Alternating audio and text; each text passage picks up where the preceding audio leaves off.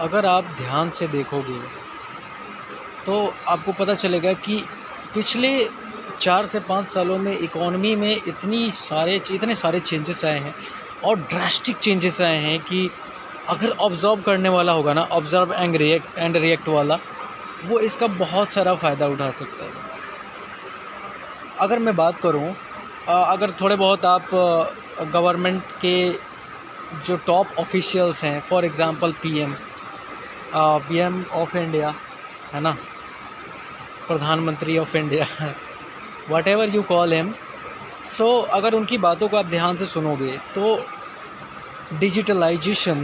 Digitisation और digital से related चीज़ों पे इतना फोकस कर रहे हैं वो, जितना कि शायद ही कभी पहले देखा हो। मैं देखता रहता हूँ कभी कभी, पॉलिटिकल आदमी नहीं हूँ मैं, ये मेरा पर्सनल ओपिनियन है, तो मैं देखता रहता हूँ और देखने पे मेरा एक्सपीरियंस ये है कि गवर्नमेंट भी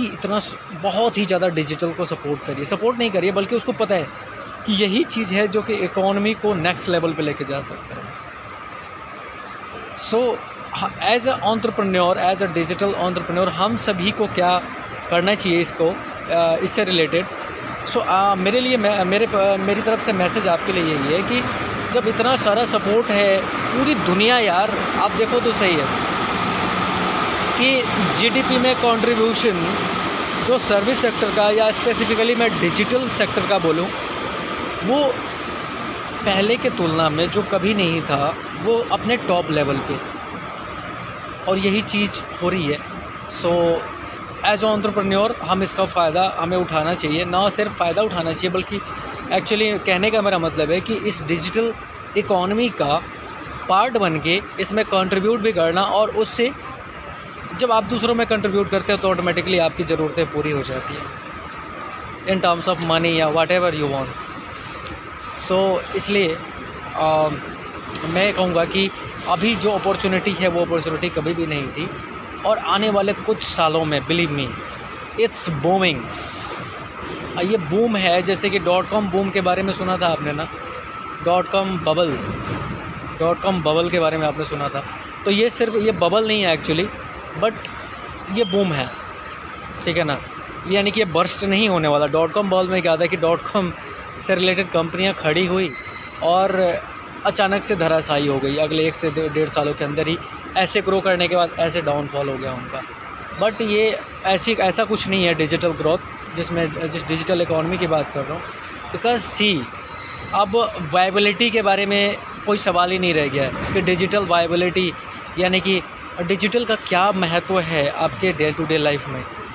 ये अब कहने की बात नहीं है। जाके स्कैन करते हो ना यूपीआई खट्ट करके QR कोड, और जाके पेमेंट कैसे करते हो, बैठे बैठे IRCTC की वेबसाइट पर लॉगिन करके कैसे चीज़ें आप धड़ल्ले से कर रहे होते हो। सो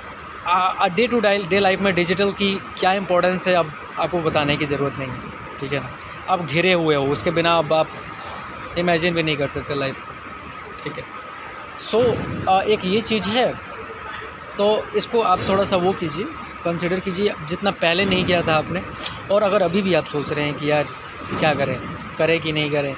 या फिर क्या अभी भी स्कोप है, और इस तरह की चीज़ें अगर आप सोच रहे हो, यार एक और एग्ज़ाम्पल आपको देता हूँ। आप स्टार्टअप्स की लिस्ट उठा के देखो, पिछले 5 सालों में जितने भी स्टार्टअप्स खड़े हुए हैं इंडिया के अंदर में, उसमें ऐसे कितने हैं जो कि इंटरनेट बेस्ड कामों के ऊपर हैं। आप हैरान रह जाओगे, बिलीव मी। और इतना ही नहीं, ये सिर्फ स्टार्टअप नहीं, यूनिकॉर्न स्टार्टअप्स ऐसे सामने आ रहे हैं जिनका बिज़नेस ही इंटरनेट के ऊपर है, पूरी तरह से इंटरनेट पे बिज़नेस कर रहे हैं वो लोग, ठीक है। सो